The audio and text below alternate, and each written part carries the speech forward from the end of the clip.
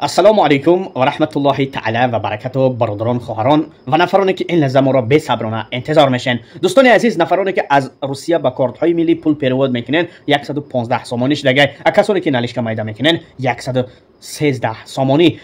در خانواده هسته که هر یک کودک پیشاب میکنه خود را اداره کردن نمیتونه. ایرا میتونه کلان سالم استفاده کنه. نفرانی که زود پیشاب میکنن خود را اداره کردن نمیتونن. مادرهایی که برای فرزنداشون اذیت میکشن، گیره و ناله میکنن. فرزند وقتی که پیشاب میکنه شب روزانه خود را اداره کردن نمیتونه. از حساب نروی عصب میشوه. میتونیم درود توصیه کنیم. اگر همین چیز شما لازم باشه مرحمت زنگ بزنین.